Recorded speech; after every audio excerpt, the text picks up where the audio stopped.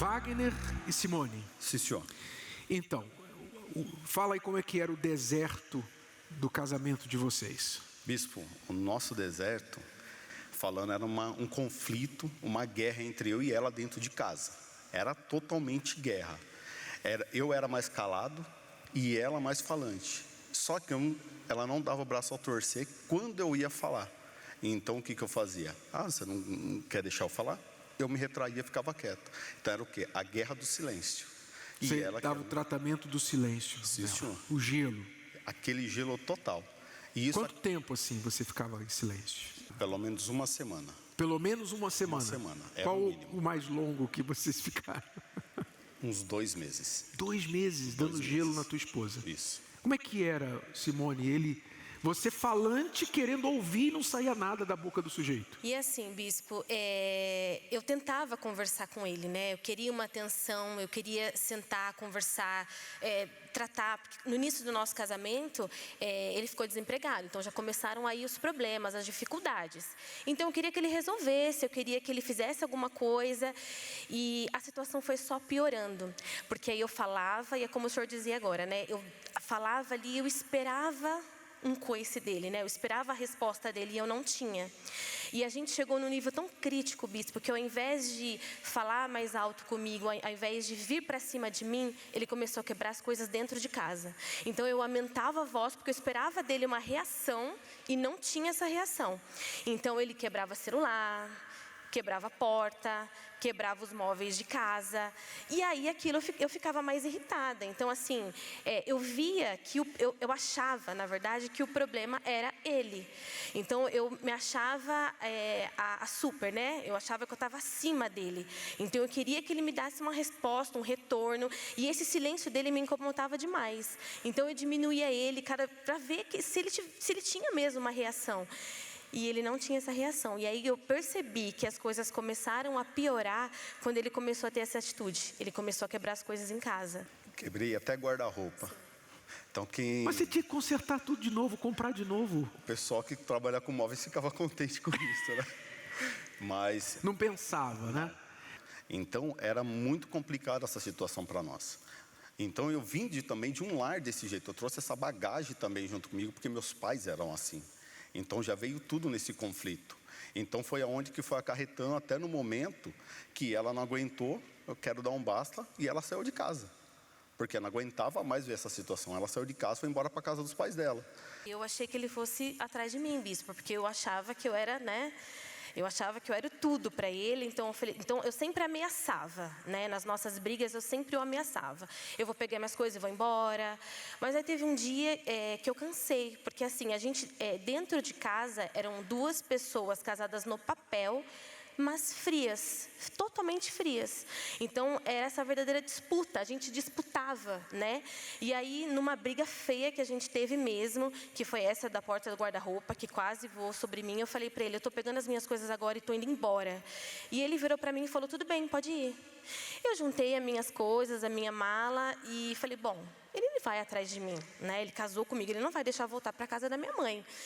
E um detalhe, bispo, é que assim, nós já éramos da igreja, mas havia um preconceito da terapia do amor. Então assim, a gente achava que a gente não precisava da terapia, que se a gente fosse na terapia todo mundo ia saber do nosso problema, as pessoas iam saber que a gente estava enfrentando alguma dificuldade, então a gente tinha esse preconceito. Então a gente achava que já era o suficiente ir alguns dias na igreja. E aí eu juntei minhas coisas, né? Fiz a minha mala. E aí eu me lembro que eu andei 40 minutos olhando para trás para ver se ele vinha com o carro atrás de mim, né? Que na época eu não dirigia. E assim, ele não foi atrás de mim, bispo. Ele não foi atrás de mim. Então dói assim, pra mulher, não dói? Doeu muito. E foi quando eu falei, eu preciso fazer alguma coisa para resgatar meu casamento, né? Eu sempre sonhei ter uma família, ter um casamento feliz. Eu não queria levar para minha família o que minha mãe e meu pai passaram, né? E aí eu falei, eu vou dar, né? Eu me quebrantei, bispo, né? Foi assim, porque até então a gente resistiu muito às terapias, né? Vir para as palestras. Então eu decidi que eu ia mudar. né? Mas até então, quando eu cheguei na palestra, eu falei assim, bom, eu vou orar. Então, assim, as minhas primeiras orações, eu me lembro que era para Deus mudar ele, né? Porque eu achava que o problema era ele. O problema estava nele. Então, as minhas orações no início era para que Deus mudasse ele. Deus muda ele, prepara ele, que ele seja um marido assim, assim, assim. Mas aí, o Espírito Santo foi me mostrando que, na verdade, eu precisava mudar. Eu era muito autoritária, eu achava certa, né? Eu não o compreendia. E aí foi quando eu decidi mudar por mim. Eu falei, meu Deus, meu casamento está nas suas mãos, mas eu quero mudar dentro de mim. E foi o que eu fiz. Eu me lancei, eu me quebrantei, que não foi fácil, né? Porque eu cheguei na palestra muito orgulhosa, né? Não reconhecendo os meus erros. Então, quando eu reconheci os meus erros, fui me quebrantando, aí eu chamei ele para conversar, falei, vamos dar um voto, vamos fazer um voto de resgatar o nosso casamento, né?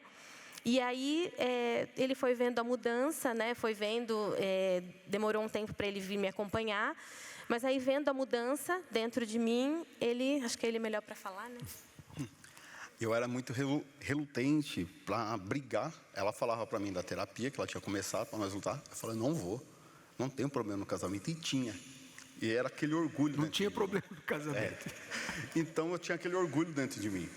Aí, conforme eu fui vendo a mudança dela, que ela parou de me agredir com palavras, de vir para cima de mim, eu falei, eu tenho que ir. Então, cessou o fogo. Nós chegamos, igual o senhor falou, até de madrugada, conversando, para o quê?